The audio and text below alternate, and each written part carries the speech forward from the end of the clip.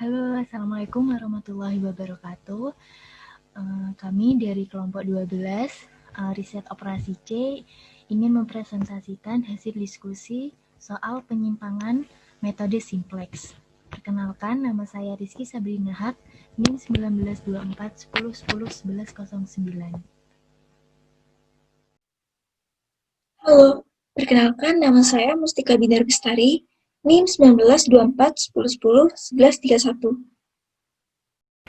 Saya Andia Rosa Kartikasari, NIM 1924 10 10 11 34. Perkenalkan nama saya Aisyah Faniatul Haya, NIM 1924 10 10 11 40. Oke, di sini aku akan menjelaskan tentang metode simplex. Aku akan menjelaskan tentang metode simplex ya di sini. Metode simplex itu adalah metode yang digunakan untuk mencari solusi permasalahan program linier yang kombinasi variabelnya terdiri dari 3 variabel atau lebih. Jadi, kombinasi variabelnya ini terdiri dari 3 variabel atau lebih. Proses penyelesaiannya. Perhitungan berulang di mana pada setiap iterasinya dilakukan dengan langkah-langkah perhitungan yang sama dan diulang terus-menerus hingga diperoleh solusi optimal, maksimumkan, minimumkan, seperti itu. Aku akan ngasih tahu hasil tabel yang sudah optimal itu seperti apa. Di sini kalian bisa lihat, ini adalah hasil tabel yang sudah optimal. Aku hapus dulu biar lebih jelas. Tabel simplex final di sini karena pada fungsi tujuan sudah tidak ada nilai negatif, maka tabel di atas sudah optimal. Jadi tabel yang iterasi ini sudah optimal karena fungsi tujuannya ini sudah tidak ada nilai negatif. Seperti itu. Nanti kalian juga bakalan diajarin fungsi tujuannya itu yang mana gitu. Nanti akan diajarkan di slide-slide selanjutnya.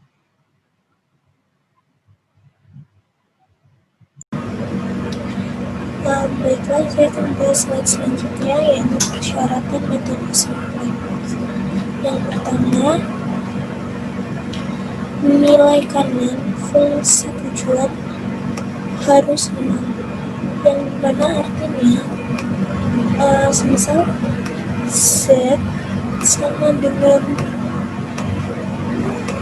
2x1 ditambah 3x2 akan menjadi Z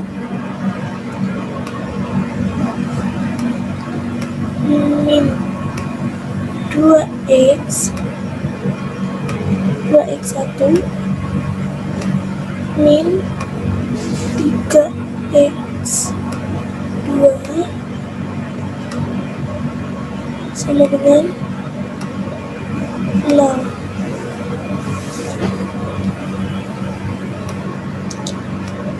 Dan yang kedua,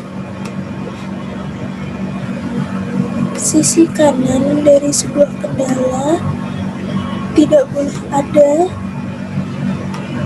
yang negatif, di mana yang dimaksud ini semisal x1 ditambah 2x2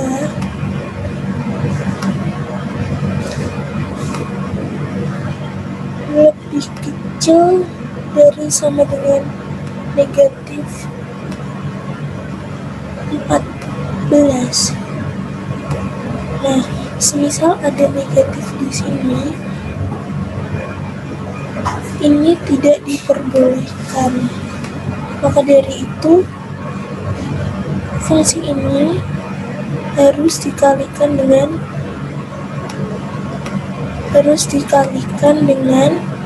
negatif 1. ini yang hasilnya nanti di bawah ya, negatif X1 ditambah negatif 2x2 lebih kecil dari sama dengan 14. Nah, sedangkan persyaratan ketiga, semua kendala pertidaksamaan harus dinyatakan sebagai persamaan. Nah, di sini pertidaksamaan adalah kendala lebih kecil dari sama dengan, lebih besar dari sama dengan, dan kendali sama dengan kendala. Dan yang keempat adalah semua variabel dibatasi pada nilai non-negatif. Semua ini adalah persyaratan dari metode simplex. Berikutnya akan dijelaskan oleh teman saya. Sini selanjutnya saya akan menjelaskan tentang pengertian algoritma simplex. Algoritma adalah suatu prosedur matematis berulang untuk menyelesaikan suatu persoalan. Sedangkan algoritma simplex adalah sebuah prosedur matematis berulang untuk menemukan penyelesaian optimal soal pemrograman linier. Nah, bagaimana sih perhitungan algoritma simplex itu? Yang pertama yaitu mengubah fungsi tujuan dan fungsi kendala ke dalam bentuk standar. Yang kedua, menyusun persamaan ke dalam tabel simplex. Yang ketiga, menentukan kolom kunci sebagai dasar mengubah tabel simplex. Dengan cara, pilih kolom yang nilai pada baris Z, fungsi tujuan, dengan nilai negatif terbesar untuk maksimum atau nilai positif terkecil untuk minimum. Yang keempat, menentukan baris kunci. Yang kelima, mengubah nilai-nilai selain baris kunci. Dan yang terakhir, melanjutkan perbaikan apabila masih dirasa masih terdapat nilai negatif pada baris Z fungsi tujuan. Oke, kali ini saya akan menjelaskan tentang soal kuis riset operasi. Jadi ini adalah soal kuis riset operasi. Nah, di sini kita harus mencari algoritma simplexnya. Sebelumnya kan sudah dibahas itu tentang tahapan bagaimana cara kita mencari algoritma simplex. Dari tahapan-tahapan tersebut, sekarang kita mengimplementasikan tahapan tersebut di dalam soal ini. Kita lanjut ke slide selanjutnya aja. Nah, di sini kita harus membuat tabel iterasinya terlebih dahulu. Di sini kita juga sudah buat ya, ini seperti ini nih tabel iterasi, dan kita nih gimana sih caranya kita membuat tabel iterasi, bagaimana cara kita mengisi angka-angka yang ada di dalam tabel tersebut. Oke. Jadi kita harus memaksimumkan ya, kita harus memaksimumkan. Di sini ada soal. Kita startnya untuk mengisi tabel itu dari sini, dari soal yang ini. Variabel dasarnya, kita lihat dari variabel dasarnya terlebih dahulu. Variabel dasarnya di sini ada Z, S3, S4, S6. Kenapa kok S6 kok nggak S5? Karena di sini min S5 atau surplusnya itu digabung menjadi satu dengan S6 atau artificialnya. Jadi digabung menjadi satu dengan artificialnya. Jadi yang menjadi kendala ketiga yaitu S6. Di sini juga sudah tertera, ini adalah kendala pertama, kendala kedua, kendala ketiga. Sama seperti yang di sini, S3 adalah kendala pertama, S4 kendala kedua, S6 adalah kendala ketiga. Nah, untuk mengisi tabelnya ini kita mulai dari Z. Karena di sini variabelnya juga dimulai dari Z ya. Di soal yang ini. Di sini ada min Z. Min Z ini koefisiennya berapa sih? Min 1 kan? Tulis aja di sini min 1. X1 koefisiennya berapa? Min 8M plus 3. Di sini tulis aja min 8M plus 3. Nah, X2-nya koefisiennya berapa? X2-nya koefisiennya min 5M plus 5. S3-nya koefisiennya berapa? Di sini koefisiennya tertera 0. Berarti di sini tulis aja 0. S4 koefisiennya berapa? 0. S5 koefisiennya berapa? M. Nah, S6 koefisiennya berapa? 0. Di sini juga sudah tertera NK-nya. Maka NK-nya adalah min 38M.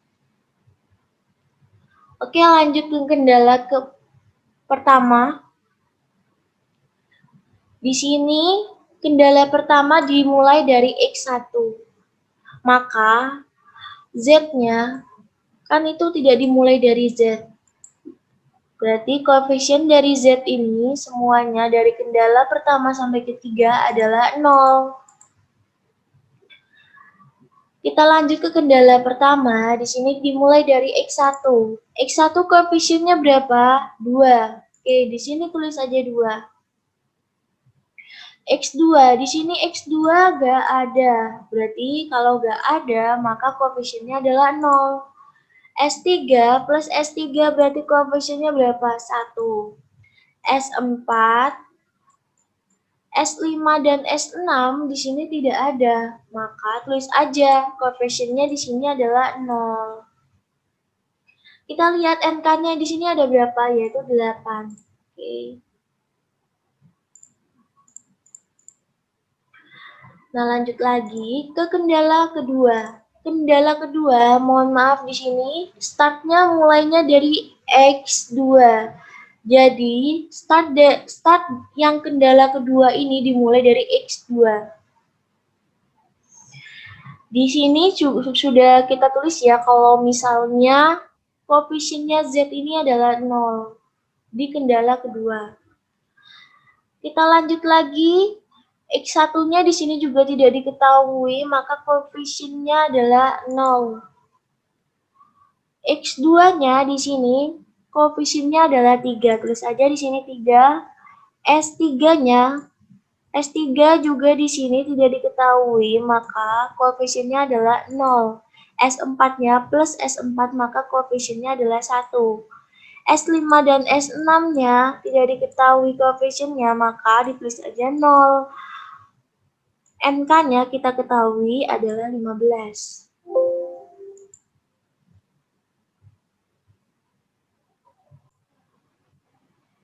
Nah, di sini kita ketahui maka NK-nya kan 15. Kita lanjut aja ke kendala ketiga. Nah, kendala ketiga startnya ini dari X1. Kita tulis aja di sini X1. Di sini Z-nya juga diisi 0 ya, karena Z-nya tadi tidak diketahui. X1-nya koefisiennya berapa? 6. Kita tulis saja di sini 6. X2-nya koefisiennya adalah 5. S3 dan S4-nya tidak diketahui koefisiennya, maka ditulis 0. Min S5 berarti koefisiennya adalah min 1. S6 plus S6, maka koefisiennya adalah 1. NK-nya kita ketahui adalah 3. Oke, berarti kita sudah mengisi semua tabelnya sesuai dengan koefisien yang ada di soal. Kita lanjut ke pembahasan selanjutnya. Di sini, kita hapus dulu biar lebih rapi.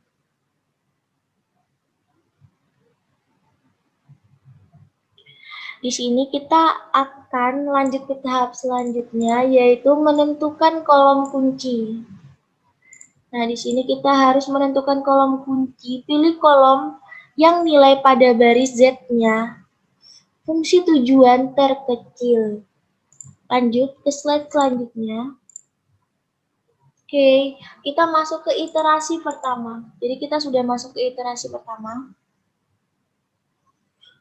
Nah, kita harus cari fungsi tujuan terkecilnya ini yang mana? Nah, kita lihat dari kolomnya, kolom X1, X2.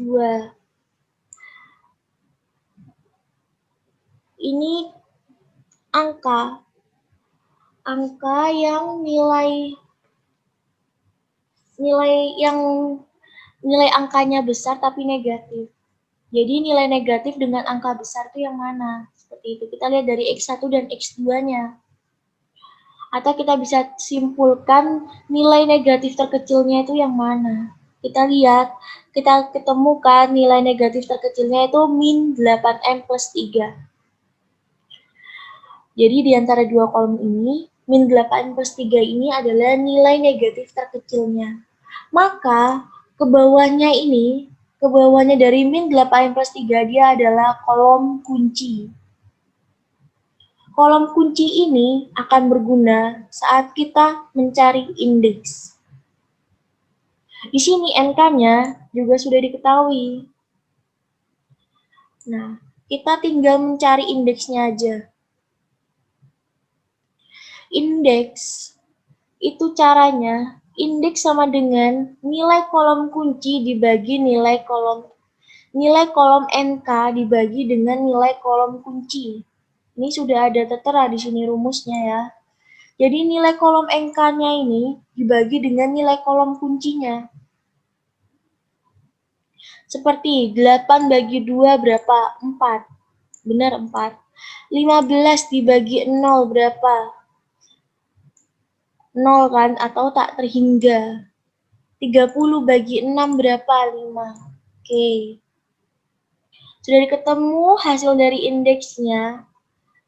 Nah, kita lihat, pilih baris yang mempunyai nilai indeks positif terkecil ya, positif terkecil. Kita lihat, nilai indeks positif terkecilnya ada yang mana ya? Yang mana ya? Ya berarti yang 4 ini. 4 ini adalah positif terkecil. Maka, baris sebelumnya, ini, aku garisin, yang kolom kuning ini, yang baris kuning ini, nah, dia itu akan menjadi baris kunci. Akan menjadi baris kunci. Nah, aku tulis dulu ya, baris kunci.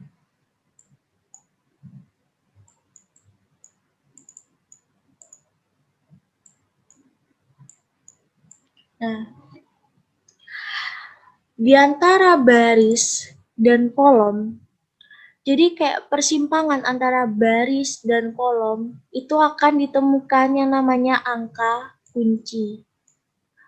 Maka dari itu, iterasi pertama kita sudah selesai. Kita sudah menemukan mana fungsi tujuan terkecilnya, kolom kuncinya, mana indeksnya, dan mana baris kuncinya, dan kita juga menemukan angka kuncinya.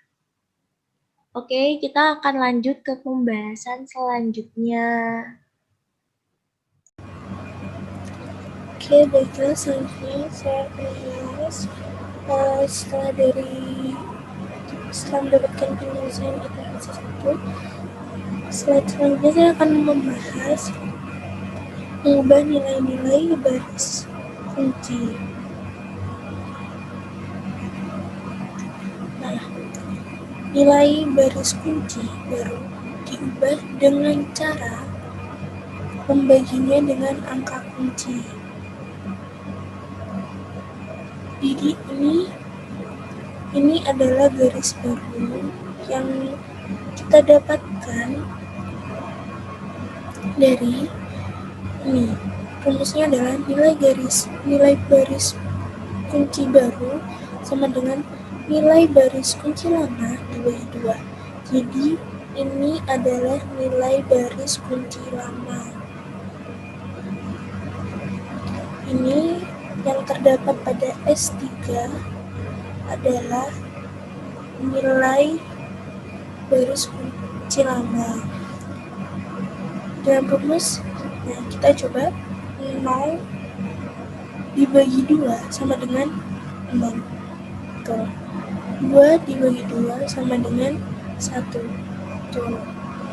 0 dibagi 2 sama dengan 0. 1 dibagi dengan 2 sama dengan setengah. 0 dibagi 2 sama dengan 0. Seterusnya, dan 8 dibagi 2 sama dengan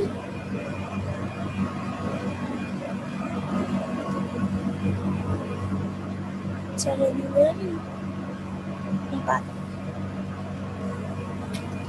Oke, selanjutnya, nah, untuk mengubah nilai-nilai selain pada baris kunci tadi, terdapat baris baru. Ini adalah rumusnya. Baris baru sama dengan baris lama. F pada kolom kunci X nilai dikali nilai baru baris kunci. Nah, F pada kolom kunci X yakni adalah ini adalah kolom kunci. Ini adalah kolom kunci pada baris kolom kunci. Sedangkan ini adalah nilai baris. Dan F-nya adalah ini yang terdapat pada Z.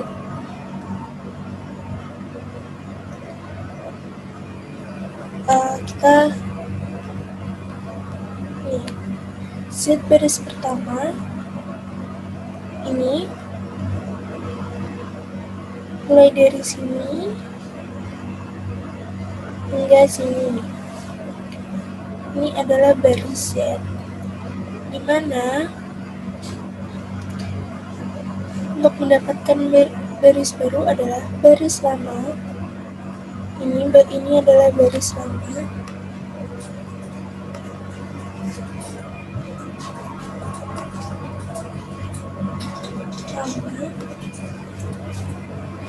Dan ini adalah baris baru.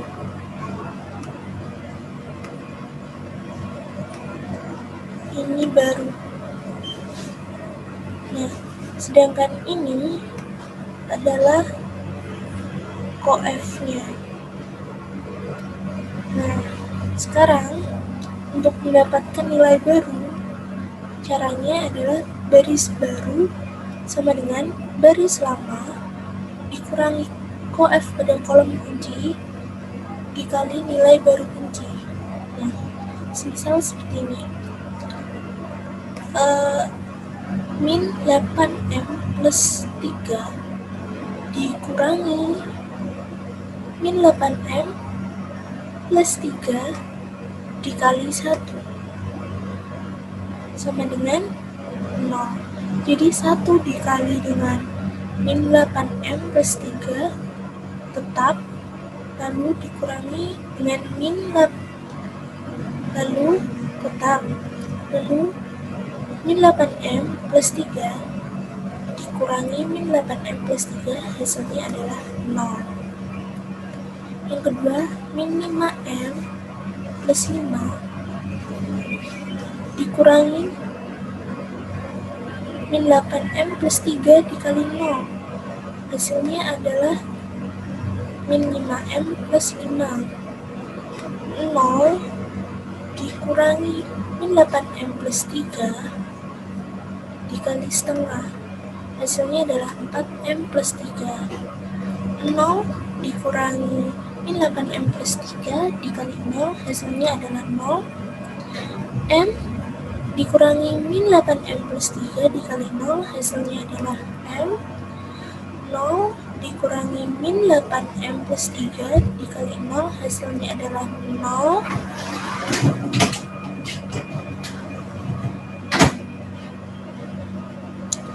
Lalu min 38M dikurangi min 8M plus 3 dikali 4 hasilnya adalah min 6M min 12. Selanjutnya sama dengan rumus di awal untuk baris ketiga pada S4. kita lihat ya baris ketiga pada S4 ini ada 0, 3, 0, 1, 0, 0, 15.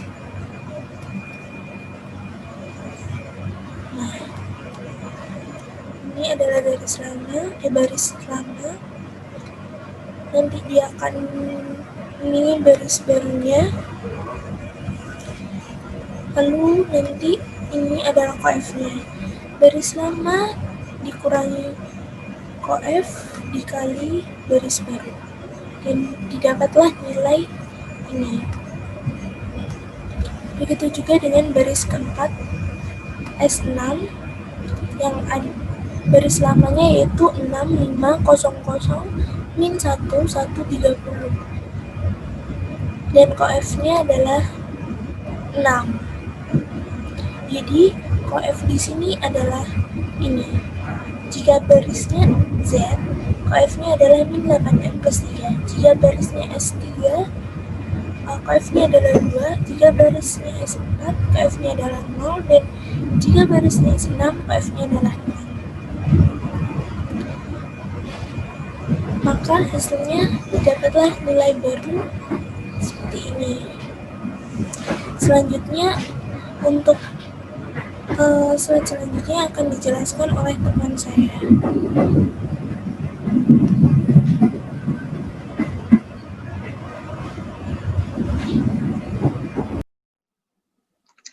Nah, di sini slide selanjutnya memasuki iterasi kedua, terdapat tabel yang nilai di dalamnya ini sudah dijelaskan oleh teman saya ya, melalui tahapan menentukan kolom kunci, baris kunci, mengubah nilai-nilai baris kunci, dan nilai-nilai selain pada baris kunci.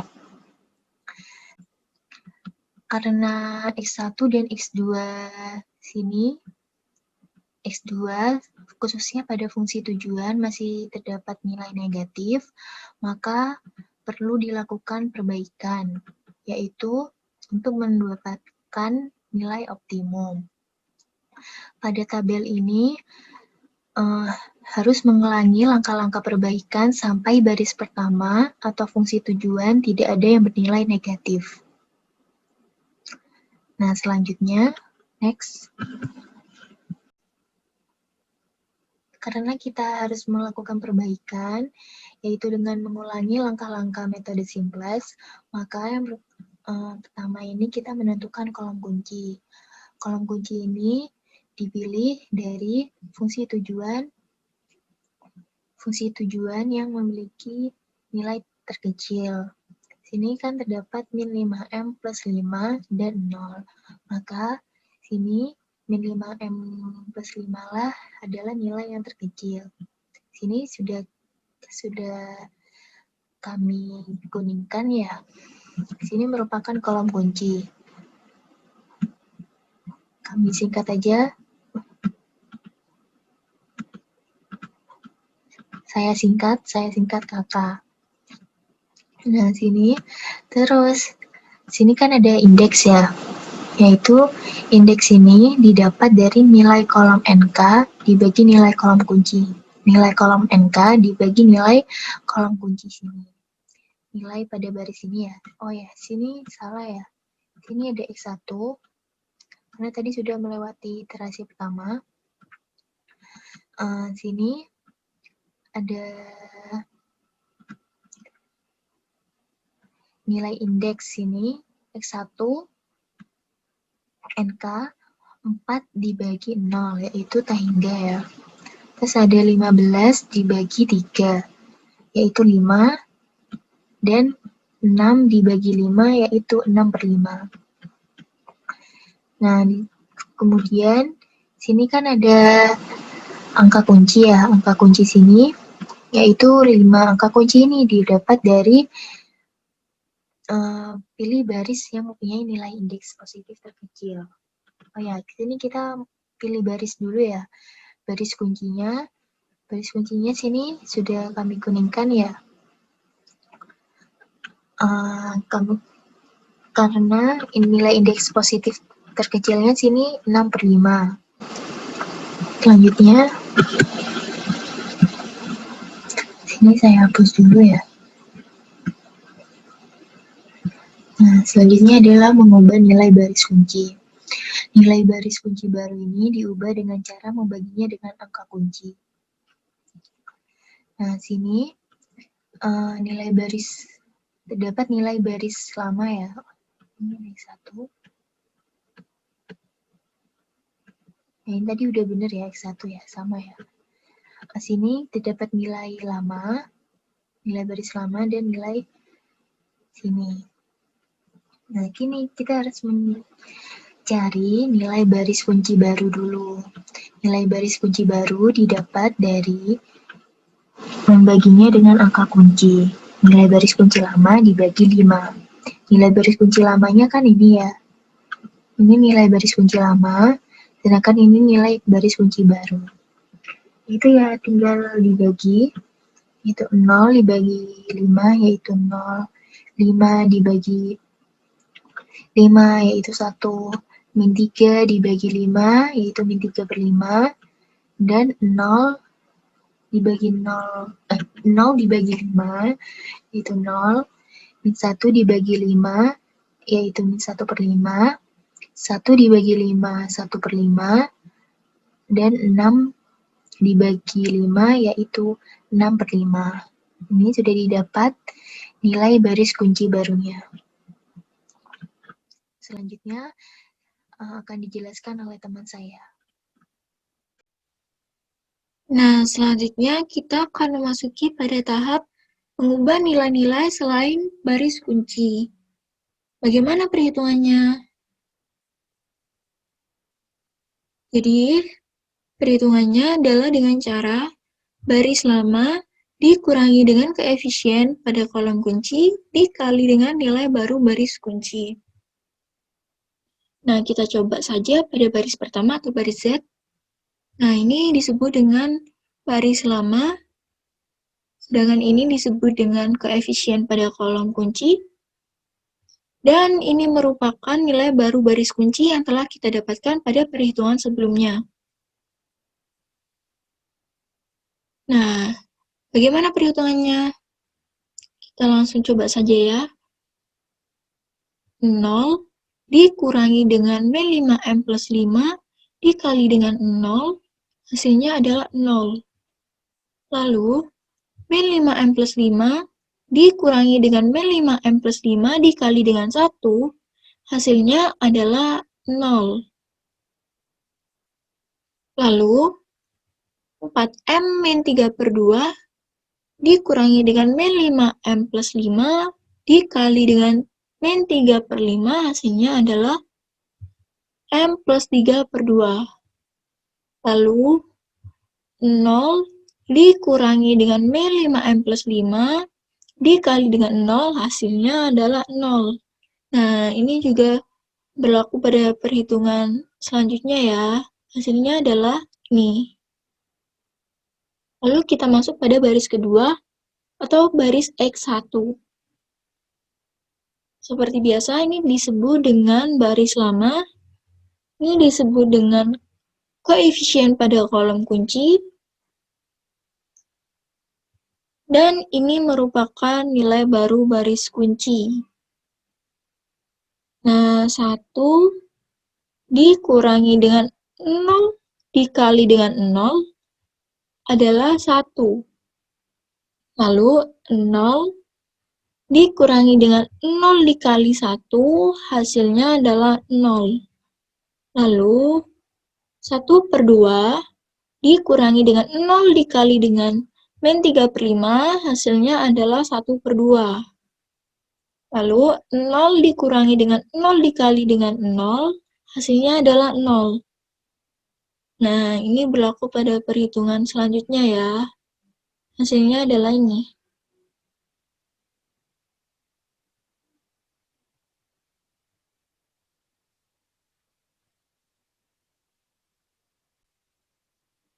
Lalu kita lanjutkan pada slide berikutnya.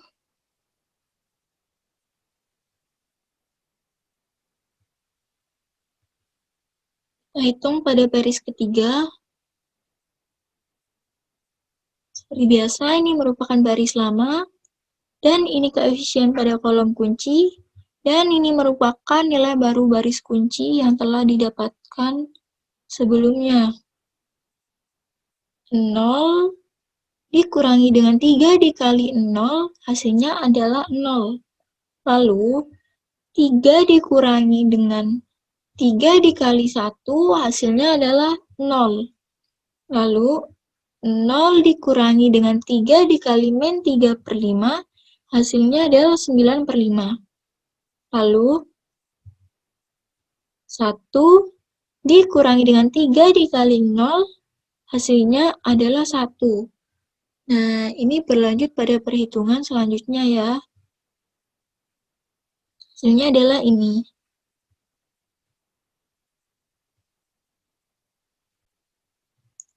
Nah, ini merupakan hasil dari iterasi kedua.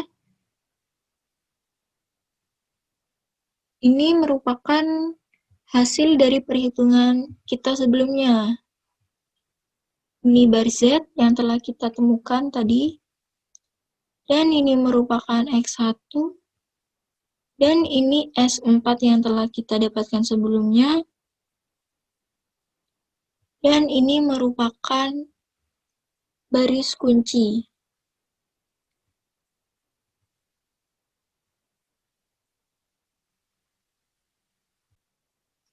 Sehingga tabel final telah kita dapatkan. Dan karena pada fungsi tujuan sudah tidak ada nilai negatif, maka tabel di atas sudah optimal. Min Z sama dengan min 18, maka sama saja dengan Z sama dengan 18. Penyelesaian telah mencapai solusi optimum, yaitu Z minimum sama dengan 18, X1 sama dengan 4, dan X2 sama dengan 6/5.